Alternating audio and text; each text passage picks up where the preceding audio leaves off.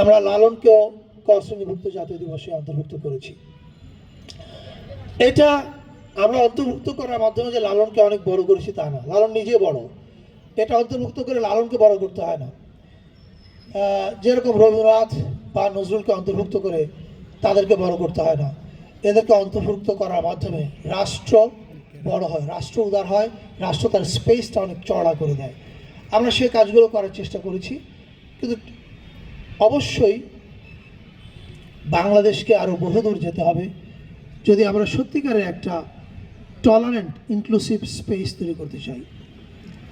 আমি বিশ্বাস করি ডেমোক্রেটিকলি ইলেক্টেড হয়ে যারা আসবেন পরবর্তী সরকার পরিচালনার দায়িত্বে, তারা এই ধারাটা অব্যাহত রাখবেন। আমি শেষ করব শুধু একটা কথা বলে, আমাদের জুলাই পুনর্জাগরণ অনুষ্ঠান মালায় সারা দেশে আমরা নানান রকমের অনুষ্ঠান করছি, গান বাজনা, চলচ্চিত্র প্রদর্শনী, অনেক কিছু। কয়েকটা স্টেজে একই মঞ্চে, আমি জানি না এর আগে বাংলাদেশে এই ঘটনা কখনো ঘটেছিল কিনা, একই মঞ্চে সকালবেলা 3টা গ্রুপ ইসলামিক গান গেয়েছে, আবার দুপুরের বেলা উঠে র্যাপ গান গাচ্ছে, বিকেলবেলা রক গান গাচ্ছে।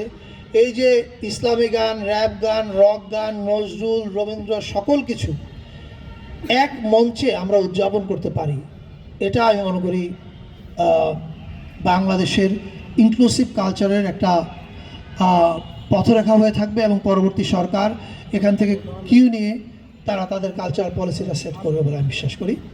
আপনাদের সবাইকে ধন্যবাদ। কবিতা উৎসবের সঙ্গে যারা জড়িত আছেন তাদের সবাইকে ধন্যবাদ এই আয়োজনের জন্য। ভালো থাকবেন সবাই।